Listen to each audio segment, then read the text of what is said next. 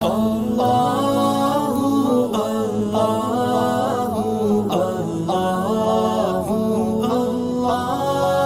اللہ الرحمن الرحیم۔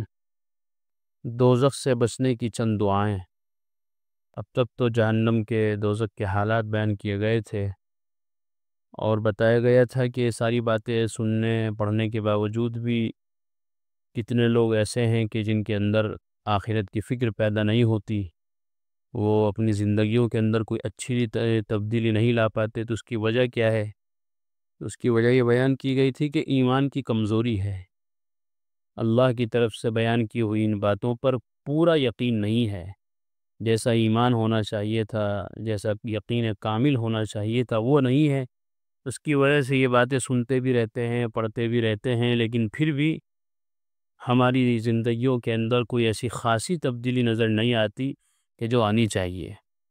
کتنی باتیں دین کی سنتے ہیں، جنت کی بھی، جہنم کی بھی، موت کی، آخرت کی، قبر کی، وہاں کے عذابات کی، وہاں کی تکلیف ہوگی، لیکن اس کے باوجود بھی بہت کم لوگ ہوتے ہیں جو ان باتوں کو سن کر اپنی زندگیوں کے اندر کوئی اچھی تبدیلی لاتے ہوں، اپنی زندگیوں کو ایسے اعمال پر لے آتے ہوں کہ جن اعمال سے جنت ملنے والی ہوتی ہے، اور ایسے اعمال سے اپنے آپ کو بچا لیتے ہوں کہ جن کے ذریعے سے جہنم میں پہنچنا ہوتا ہے۔ تو اس لیے اپنے ایمان کو ہمیں مضبوط کرنے کی ضرورت ہے۔ اس لیے ایسی مجلسوں میں بار بار بیٹھا جائے جہاں ایسی باتیں ہوتی ہوں، فکر آخرت ہوتی ہو، اور وہاں شریعت اور سنت کی باتیں ہوتی ہوں۔ انہی باتوں، انہی مجلسوں کی وجہ سے انسان کے اندر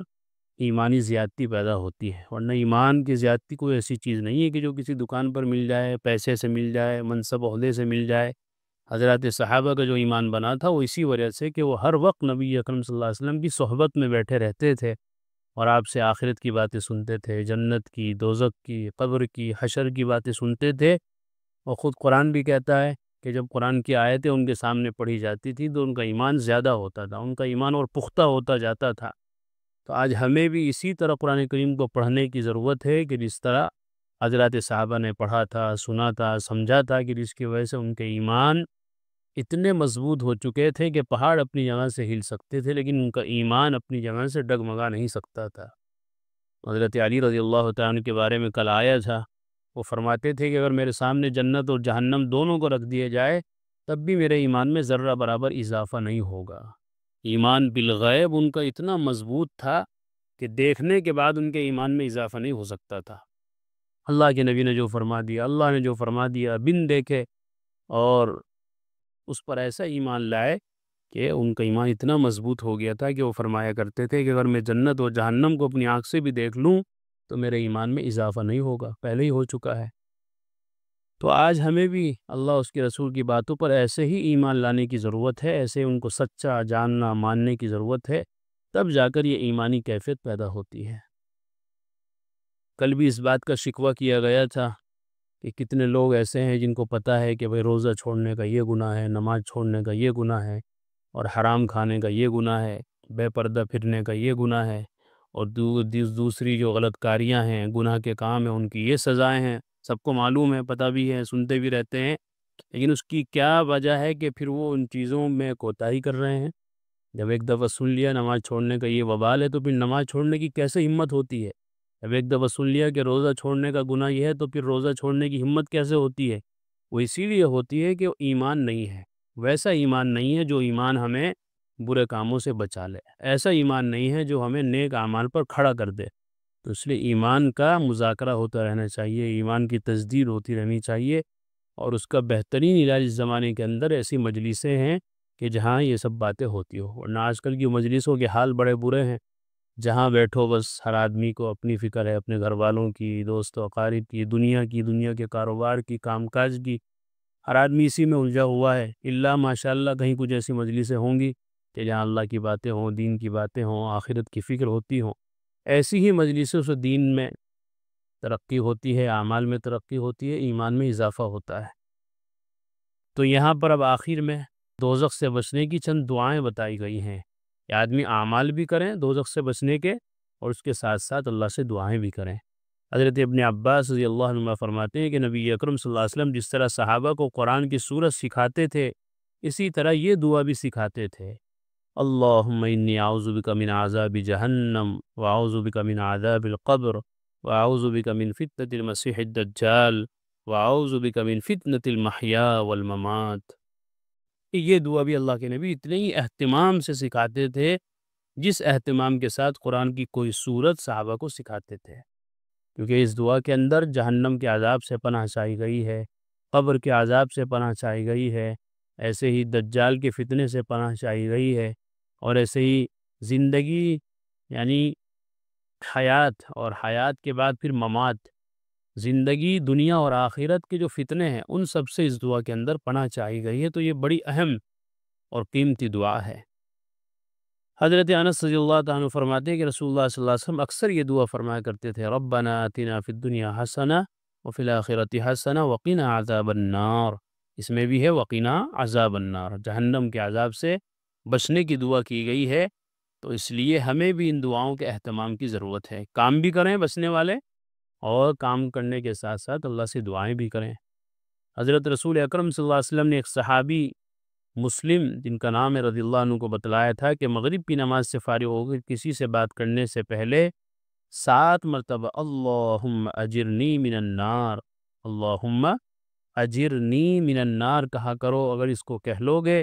اور اسی رات میں مر جاؤ گے تو دوزخ سے تمہاری آزادی لکھ دی جائے گی، اور جب صبح کی نماز پڑھ چکو اور اس کو اسی طرح 7 مرتبہ کسی سے بولنے سے پہلے کہہ لو گے اور اسی دن مر جاؤ گے تو دوزخ سے تمہارا چھٹکارا لکھ دیا جائے گا۔ اللہم اجرنی من النار، اے اللہ مجھے جہنم سے بچا لیجئے، جہنم کی آگ سے مجھے بچا لیجئے، اس کا ترجمہ ہے۔ تو مغرب اور فجر کی نماز کے بعد تو 7 مرتبہ، باقی اور نمازوں کے بعد بھی کم از کم 3 مرتبہ اس دعا کو پڑھنا چاہیے، بہت اہتمام کے ساتھ۔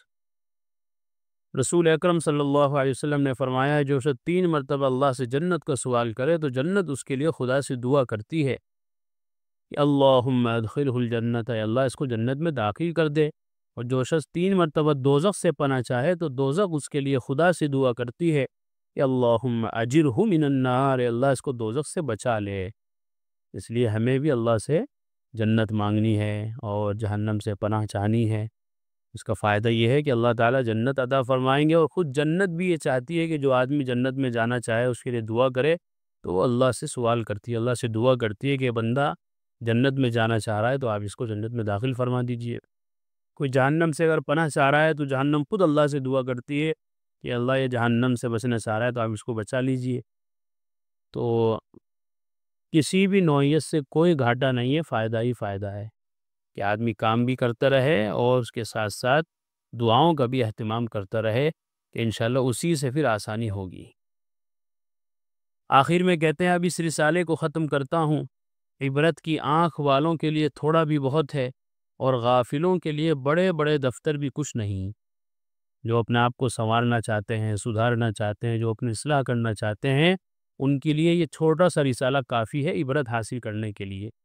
اور جن کو اپنے آپ کو بدلنا ہی نہیں ہے، جو جیسے جی رہے ہیں ان کو ایسے ہی جینا ہے، انہیں اپنی زندگی کے اندر کوئی اچھی تبدیلی نہیں لانی ہے، وہ جیسے ہیں ان کو اسی حال میں رہنا ہے، تو ایسے لوگوں کے سامنے تو چاہے بڑے بڑے دفتر بھی کتابوں کے سنا دیے جائے